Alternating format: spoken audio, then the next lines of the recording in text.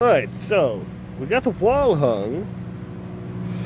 Now this top wall here is at an angle, and that's going to be a little bit more complicated. First, I'm going to have to rip the plywood into the right angle, which 10 feet by 6 feet, so it should be a pretty obvious straight line. But I'm not going to install the top here until I get the window in. The window, we're going to get in last. We're going to get the window in last because, well, I want to cut a hole through the first layer of plywood and not both layers of plywood. And why do I want to do this is because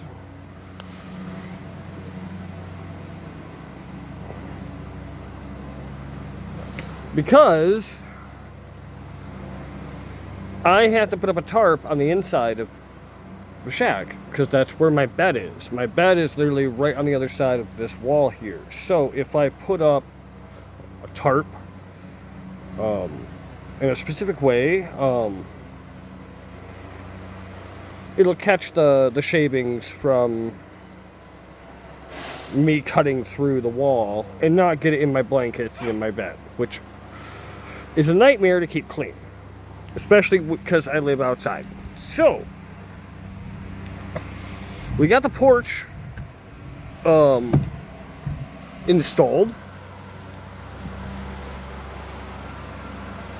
It needs a couple more screws. It's still curving, so it's pulling up the I should have done it the other way, the plywood, but I'm not gonna do that again. So yeah, and then after I get done with all of this and I get the window installed, then it comes to stapling, and this is felt.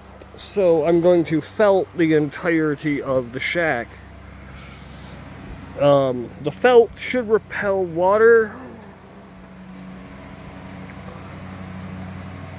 Now, there is another step that's coming that's going to be quite shocking. Alright, because this tree right there, that fucking tree, it's got a lean on it. Pretty gnarly lean. Now, my shack has been hit by an F1 tornado, which is about the strongest I've ever seen. Thankfully, other than a couple of times, that's about the worst that I get. Although I am in lower Michigan, so I'm technically in Tornado Alley. Yeah, 90-mile-an-hour winds came through, and I expected to hear my steel roof. Because my roof up here, so there is a gap here, which basically just means here's the roof, here's the gap, and inside this gap is my my insulation for my ceiling, along with the runners to support the ceiling. It's gonna be doing something, but if you look, that's water damage. So water is somehow getting, because maybe this needs to be a little longer, maybe this should have been cut off and then brought in. I'm not sure, but we are getting water damage. Even here, we'll go up inside. This is my window, and you can see the water damage here. Now, if I'm not really careful about this, I'm going to get infested with like some kind of really dangerous mold, and I don't want that. So we got a post here just before the window, and this is where the bathroom and the shower is going to be installed. Hopefully soon rather than later. It depends on how much wood I have and how clever I am about playing Tetris. Yeah, and then we got some water damage. So this board was always supposed to be like this. So it blocked some of whatever. Now this got water damage so much that now it's sagging. So I'm about to drop a couple screws in that. I don't have the right head for the device. Like I said, I'm doing all of this out of basically free. All right, so Not only did I build a 6x12 cabin, I call it the shack because it is a fucking shack. I built it out of wood I got for free. Everything in this costs less than $100, except for like my personal objects, like my Xbox. My Xbox, that's a, you know, expensive device. It doesn't matter. That's where I burn my trash, right there. That's gonna have to move because I'm gonna be extending this direction. So this pile of scrap wood needs to get moved, but it's full of horrifying ants and nails. So those pieces of wood are garbage. I can't really spend, you know, half an hour banging nails out of the back of a 2x4. However, I do need 2x4s. There's a lot of things I need. I also would like some piping. I want to run some piping down because the high end, that's 10 feet tall, to the low end, which is 6 feet tall, I want to run some kind of gutter system to collect water from the rain. Now, it's not going to be for drinking or anything like that. That is what I'm going to be piping into jugs. Now, these jugs are going to have holes in the bottom of them, and I'm going to flip them upside down. They'll fill with water. The sun hits this place fairly decent. So the sun will warm the water pools, and then when I want to shower or do laundry, whatever, I can flip those jugs upside down and divert the water to another place. I think that's pretty fucking clever, but that's just in theory. It's all in my head. I haven't written any of it down. So, I have multiple forms of ways you could donate if you would like to help me actually complete this structure. I don't make a lot of money. Paranormal investigation is not a very high-paying job, especially when you don't advertise it. I'm the kind of person that you accidentally find when stuff's getting a little too real, and then I'll go in and tell you whether or not you should be concerned. And if I can take care of the situation, I'm more than happy to do so. No, I did not go to school or seminary school or anything else to actually know what the fuck I'm doing, but I have a 100% track record when it comes to the paranormal and with cryptids and with everything else. So, building my shack appropriately is important. Now, this overhang here, I'm gonna have to put a couple screws in there, but it shouldn't come past that overhang. If it does, a couple pieces of wood, a thought and a dream, we have it golden. But in this video, I will be commenting my Venmo, Cash App, and you know, and that kind of thing. Do not ever feel obligated to donate a dime to me. No, don't. I'm just putting it in there as the opportunity to help a mad woodsman finish a structure. Now, depending on if that actually works or not, I might have to tear this whole wall down. Like I said, this thing is a 6x12, which actually it's not a 12 because it would have been a 6x12 if it came out this extra foot. It doesn't. So that's why I have a little play here, but I'm missing things like drill bits. I'm missing things like just basic fucking tools.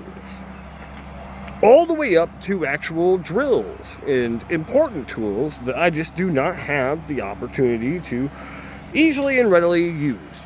Now, I could borrow them from the family, you know, and things like that, but you don't do that with my family, because as soon as you borrow a tool, let's say a staple gun, because that actually happened recently, they're going to constantly hammer you every day to ask if you're done with that tool. I need time. You know, like, I slowly am working on this. I have health issues. Badly. So I'm working on this, and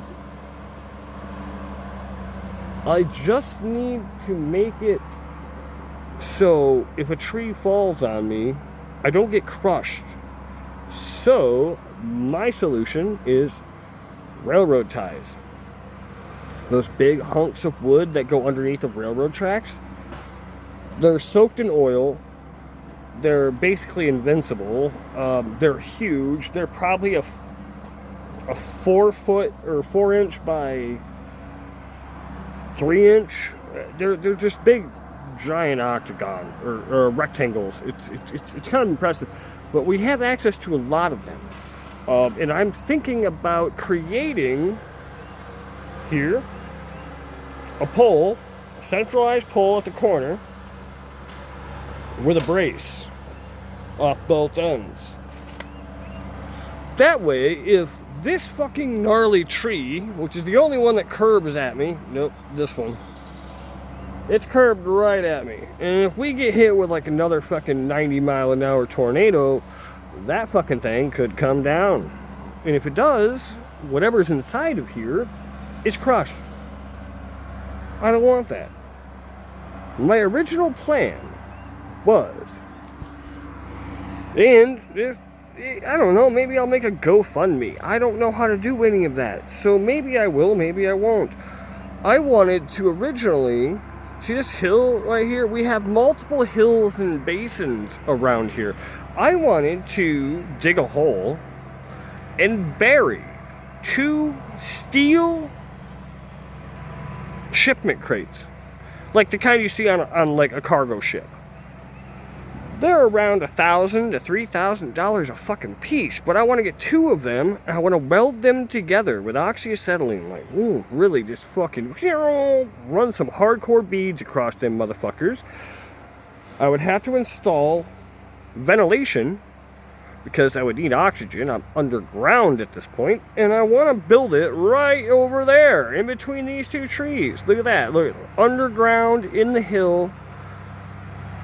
And that would be really fucking awesome. And I would live in essentially a fucking doomsday bunker that I built out of minimalistic ideals.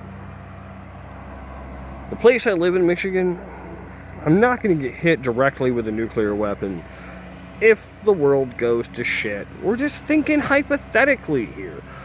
But I like to think about these things. I have a garden. I have all these ideas. Now, I would like, that was my idea originally. The Amish were looking at building a tiny house for me, but that never came to fruition. So I built this conglomeration of fucking wood. But the problem is it's not sealed. So when it rains, which it very often does, it rains a lot, and the beams that I want to install here are to protect me from trees. I literally went in the house and watched a tornado directly impact this property. Hey, there's trees down the lane, like right there. There's a fucking whole tree. There's a tree, like, broken inside of a tree right here, like,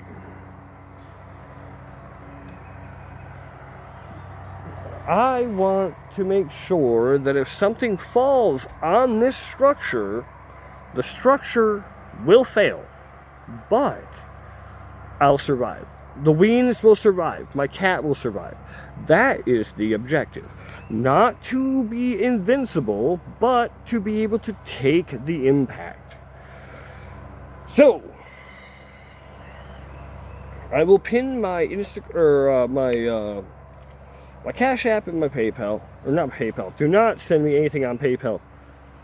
somebody hacked my PayPal and used it to pay their phone bill, so I owe them like $63, and then I can use my PayPal again, but that's $63 that'd be out of my pocket. So Cash App and Venmo, all good. It would allow me to continue building, and I want it to be bigger, honestly, because a 6x12 box kind of makes you feel like you're in a fucking coffin, man. You're sitting in your fucking own coffin, especially when the storms hit and all you can hear is fucking lightning and you got a fucking forest, you know, that's ultra dense.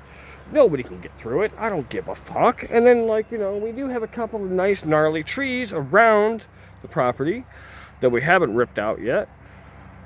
I keep voicing my concerns about this fucking thing, but nobody wants to help me tear this fucking thing down because it's angled at me. So if we were to cut it, it would fall on me. We don't want that. That's not what we want right now. So, feel like helping? Go ahead. I love you all. It's the Gray Squirrel, Charles Ninja, Graymare. I have to get back to work, but I wanted to make a video on top of the prior video with me just doing an explanation, you know? God bless you all, and with or without the assistance from others, I will continue. Now, after this is done, I want to take bark and create shingles, which I think I'll mix mud and straw to create like that classic old school European, you know. But we'll see. We'll see how it goes. It depends on what happens. It depends on, do I get paid from a couple of jobs? I have a couple other jobs that want me to do crazy shit, and I'm up in the air. I'm considering, but we'll see. It's the Gray Squirrel. Remember, stay safe, and nothing is ever as it seems.